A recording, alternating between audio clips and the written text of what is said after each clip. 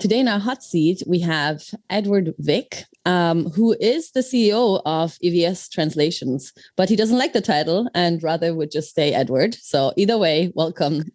Nice to have you, Edward. Nice to see you, Sarah and Inge. Very nice to have you here, Edward. And so are you ready for it? Shall we do this? Let's go. Welcome to C-Suite Hot Seat, the show where we put C-level executives from language service providers of all sizes in the hot seat. We will ask tough questions and get inspired answers. Our hosts today are Nimdzi's Inge Boonen, VP of Consulting, and Sarah Hickey, VP of Research. In one sentence, can you tell us what EVS actually does? EVS is a translations company. And as a translations company, it has translators. So we do translators. I think we, of all companies, we have the largest share of in-house translators.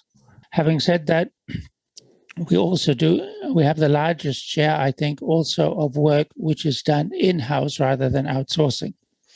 Means more work for project managers, perhaps, but at least for security and for speed reasons, it means that anything from translations, proofreading, transcription, video processing, subtitling, is done by people who are working in-house.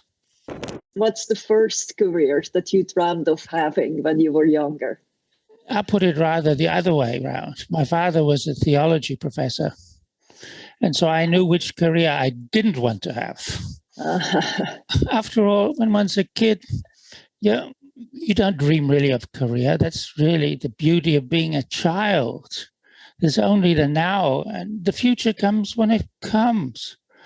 I enjoyed the time I had as a kid and didn't think about what was going to happen in the future. And right.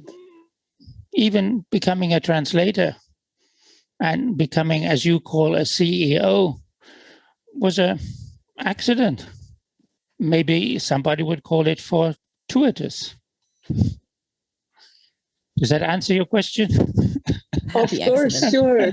Yes. Usually we hear answers such as firefighter or teacher, but you were just happy.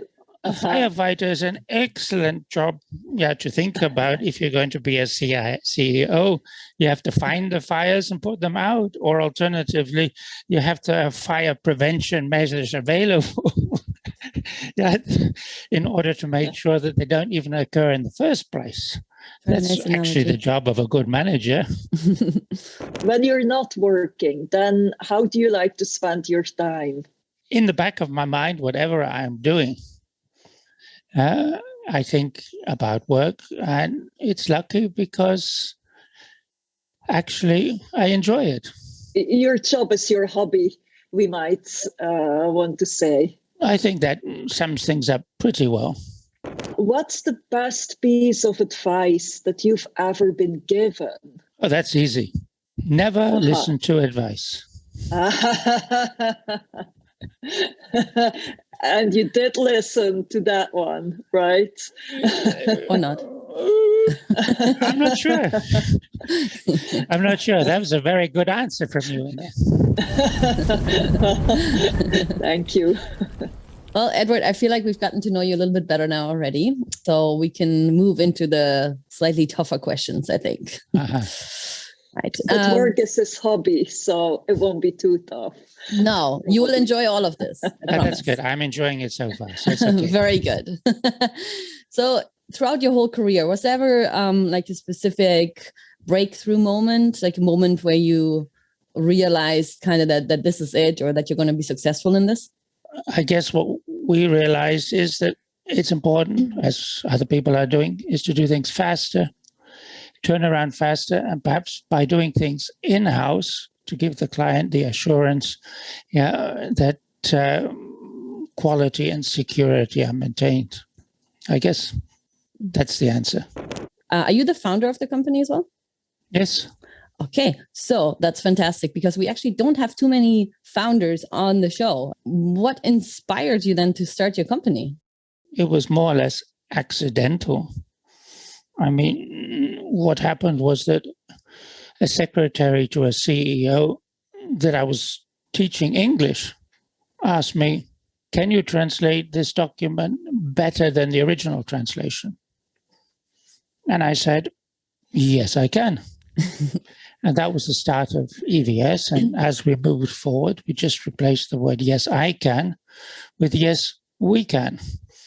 And that was really the way forward. I started from my home office, really, and until we had 4 people, I worked at home. Mm-hmm. I think it's very ironic, actually, that as you can see right now, I'm back in home office.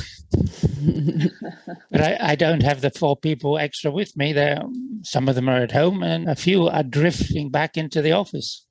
I imagine it can't be easy to, build your own company and grow it. So what was maybe your biggest either failure or mistake in your career, and what have you learned from it? I mean, we worked for a long, long time on machine translation, for example. Yeah, we wasted a lot of time on machine translation, almost 13 years. Working. It just didn't work. Mm-hmm. Yeah, and then in the last 2 years, we made so much progress. Yeah, that things really have been much better, and the quality and the results and the speed have improved. Now, what is failure? If the idea is to have small and steady growth, that's what our aim was, not to grow too fast. Mm-hmm. 10% a year over 30 years means that you do grow. Mm-hmm. So I say, if I have a failure, it was the last 2 years where we didn't grow at all. Mm-hmm. Now we moved, at the same level as the previous years, and we think it's almost entirely due to COVID. That many of the budgets were down, and many of the contacts were not even in the office anymore. If you ask me what my negative factor is as a manager of EVS Translations, I'm willing to say that, really. I don't know any other company in translations other than EVS Translations. And so the idea of having, of understanding what the competitors are doing is something that I don't know. Are we doing things well? Very well. Sometimes we hear from people who come to work for us that that's the case. Sometimes auditors tell us that we're doing things very differently from other translation companies.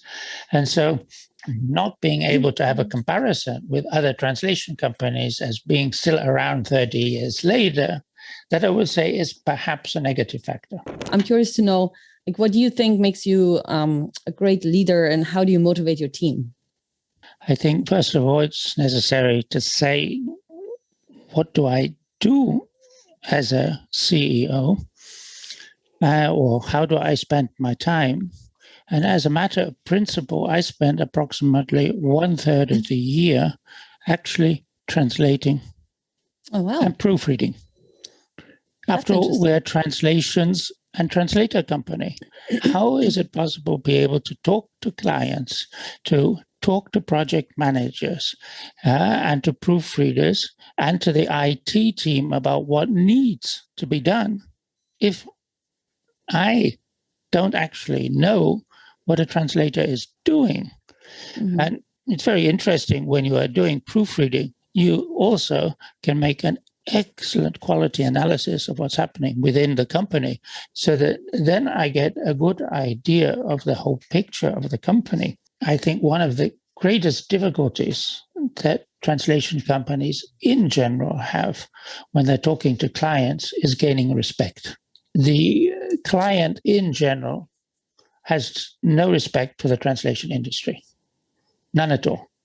I remember being at an international lawyers conference, and I spoke to lawyers who were earning, what do I know, $500 to $1,000 an hour. And I asked a question: how much does a translator translate a day? And there were answers between 50 pages and 1,000 pages.